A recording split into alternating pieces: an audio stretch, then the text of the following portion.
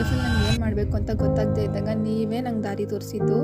ಇವತ್ತು ಈ makeup ಲುಕ್ನ create ಮಾಡೋದ್ರ ಜೊತೆಗೆ ನಾನು ನಿಮಗೆ ನನ್ನ ಇಂಟ್ರೊಡಕ್ಷನ್ನ ಮಾಡ್ಕೋತೀನಿ. ಫಾಸ್ಟ್ ಟೈಮ್ ನನಗೆ ಇನ್ನೂ ನೆನಪಿದೆ, 100 ಫಾಲೋವರ್ಸ್ 150 ಪೋಸ್ಟ್ ಆದಮೇಲೆ ನನಗಾಗಿದ್ದು. ಆವಾಗ ನಾನು ನನ್ನ ಇಂಟ್ರೊಡಕ್ಷನ್ನ ಮಾಡ್ಕೊಂಡಿದ್ದೆ. ಹತ್ರ ಇನ್ನೂ 1000 ಫಾಲೋವರ್ಸ್ ಆಗಿಲ್ಲ ಅಂದಾಗಲೂ ಕೂಡ ನನ್ನ ಯಾರ್ಯಾರು ಫಾಲೋ ಮಾಡ್ಕೊಂಡಿದ್ದೀರ, ಸ್ಟಾರ್ಟಿಂಗಿಂದ ಇಲ್ಲಿವರೆಗೂ ಇದ್ದೀರಾ, ಅವರೆಲ್ಲರೂ ಕೂಡ ನನಗೆ ಯಾವತ್ತೂ ಥ್ಯಾಂಕ್ಫುಲ್ ಆಗಿರ್ತೀನಿ. ಜರ್ನಿಲಿ ನನ್ನ ಜೊತೆ ಇವಾಗ ಯಾರು ಜಾಯ್ನ್ ಆಗಿದ್ದೀರಾ ಅವ್ರಿಗೂ ಅಷ್ಟೇ ನಾನು ತುಂಬ ಗ್ರೇಟ್ಫುಲ್ ಆಗಿದ್ದೀನಿ. ನಿಮ್ಮೆಲ್ರಿಗೋಸ್ಕರ ನಾನು ಇವತ್ತು 6000 ಫಾಲೋವರ್ಸ್ ನಂಗೆ ಆಗಿದ್ದಾರೆ. ಇನ್ನೂ ಜಾಸ್ತಿ ಆಗಲಿ ಅಂತ ದೇವ್ರ ಹತ್ರ ಕೇಳ್ಕೊತೀನಿ. ಯಾಕೆ ಅಂತ ಅಂದರೆ ನಿಮಗೆ ಗೊತ್ತಿಲ್ಲ, ಬಟ್ ನಾನು ಎಲ್ಲನೂ ಟ್ರೈ ಮಾಡಿಬಿಡ್ತೀನಿ ಲೈಫಲ್ಲಿ.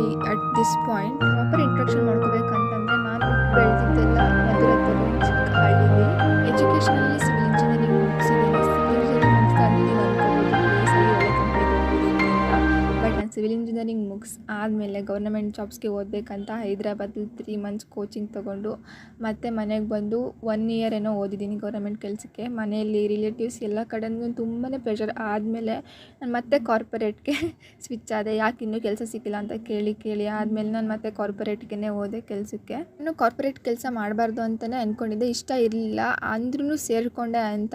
ನನ್ನ ಲೈಫಲ್ಲಿ ಒಂದು ಇದಿದೆ, ನನಗೆ ನಾನೊಂದ್ಸಲಿ ಸೇರ್ಕೊಂಡ್ಮೇಲೆ ಅದಕ್ಕೆ 100% ಕೊಟ್ಟು ಮಾಡ್ತೀನಿ ಅದೇನಾದರೂ ಆಗಲಿ. ಹಾಗೇ ಇದಕ್ಕೂ 100% ಕೊಟ್ಟು ಮಾಡ್ತಿದ್ದೆ.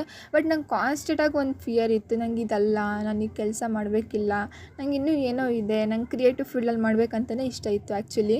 ಇರೋ ಕೆಲಸ ಬಿಟ್ಬಿಟ್ಟು ಎಲ್ಲಿಗೆ ಹೋಗಲಿ ಅಂತ ನಾನಂತೂ ಆ ಕೆಲಸ ಬಿಡೋಕ್ಕೆ ಮನಸ್ಸು ಮಾಡಿರಲಿಲ್ಲ. ಬಟ್ 6 ಮಂತ್ಸ್ ಆದಮೇಲೆ ನಂಗೆ ಹೆಲ್ತ್ ತುಂಬಾ ಹಾಳಾಗೋಕ್ಕೆ ಸ್ಟಾರ್ಟ್ ಆಯಿತು. 2 ಮಂತ್ಸ್ ನನಗೆ ರೆಸ್ಟ್ ಹೇಳಿದರು ಡಾಕ್ಟರು. ಸೊ ನಾನು ಆ ಕೆಲಸ ಬಿಡಲೇಬೇಕಾಯಿತು. ಅದಾದಮೇಲೆ ನಂಗೆ ಮತ್ತೆ ಕಾರ್ಪೊರೇಟ್ಗೆ ಇಷ್ಟ ಆಗಲಿಲ್ಲ. ಧೈರ್ಯ ಮಾಡಿ ನಂಗೆ ಯಾವಾಗಲೂ ಇಷ್ಟ ಇರುವಂಥ ಈ ಕಾಂಟೆಂಟ್ ಕ್ರಿಯೇಷನ್ ಜಾಬ್ನ ಚೂಸ್ ಮಾಡಿಕೊಂಡೆ.